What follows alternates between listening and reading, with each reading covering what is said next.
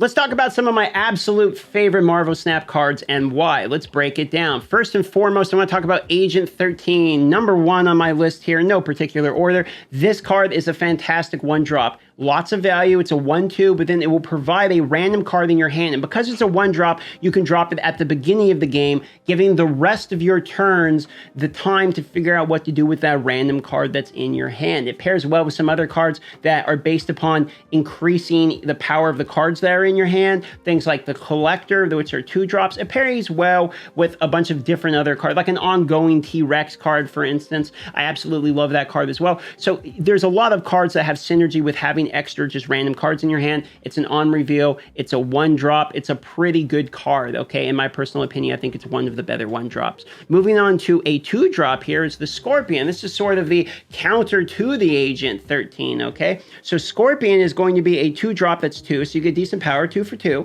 but then it's -1 power for all of the cards that are in the opponent's hand. So if they did open with like Agent 13, this counters it instantly -1 power. Plus it means they're getting significant less value. They're getting that -1 power on all of their cards. So when they're playing out your cards, you can slowly use this to etch your advantage over time. I think it's sort of the antithesis for this card, which instead gives power to all the cards that are still in your deck. I prefer Scorpion over this, but both of these are actually pretty good 2-drops.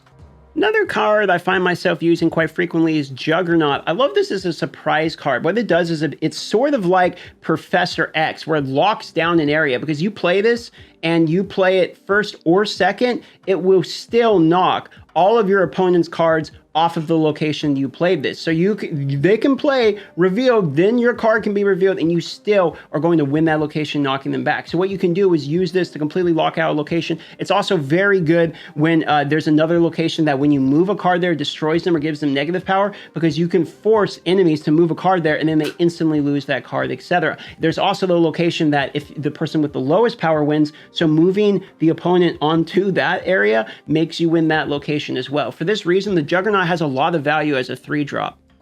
Another 3-drop I'm really a big fan of, especially in destroy decks. This is Killmonger, kills all 1-cost cards. This is pretty self-explanatory. The fact that it's an on reveal, pretty self-explanatory. You play this whenever you need to blow up your own 1-drops or you need to blow up your opponent's 1-drops. And quite typically, there's a lot of decks that have to do with snowballing off of 1-drops, like Carnage decks, for instance, Deadpool decks, Venom decks. And for this reason, Killmonger is a fantastic counter to this entire deck. Shang-Chi is another big fan of mine, or big fan of mine. I'm a big fan of his, is what I mean to say. He destroys all enemy cards at the location that have 9 or more power. Meaning, at the end of the game, when somebody's filled up a board, you can counter it, their biggest card with this. It also works good against Venom and Deadpool decks, once again, because they typically get to like 50, 60, 80 power, like big numbers. But on top of it, it also counters gamma radiation location. So if you're having a place where someone rushes out 4 onto a gamma radiation location and they all turn into Hulk drops, you can then play Shang-Chi, who will use his on reveal afterwards and destroy all those Hulk drops, and they'll lose all of that value as well. It's a good closer out paired with another good 2-drop. Big fan of this card. This card's a little cheesy, but I do actually like the Goblin cards. You play this and effectively it goes onto the enemy's side of the deck. There are a few problems with this. People can use things like Carnage to destroy these cards and still gain power off of it, etc. But what's hilarious is this card is such a surprise that if you play this on a location, for instance, like the Bar Sinister, where it creates duplicates of them, you can fill up a person's complete enemy location. Also, this is more used for blocking out. So it's if they're playing really high value big minions and you move this onto their spot, if they have 3 out of 4 and you guys are kind of waiting to see the 4th spot, which you guys are going to do to see who wins that location at 6th turn, on turn 5, they might not play. They might be waiting to see what you do on turn 5. So you can like sneak and fill up that location. It's a little risky, but there's some hilarious plays you can do with Hobgoblin. He's just a personal favorite of mine, just for the fun factor at least.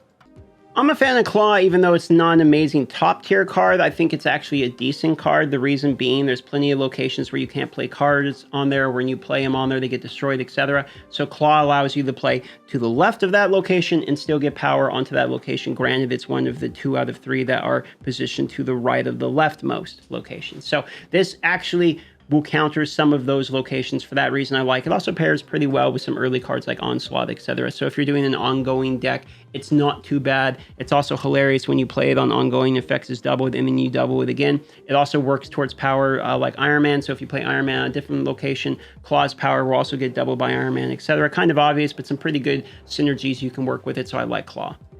This is maybe my favorite 6-drop in the game. You can't play this card if you played on the turn before, which basically means turn 5 you have to skip. But if you don't play it that way and you instead pair this card with things like Jubilee, cards that bring other cards out of your deck there, or even like Hela, where if you discard, let's say you purposely discard this type of card, discard the highest cost card from your hand, you discard it, then you get Hela later and you bring back your discarded cards.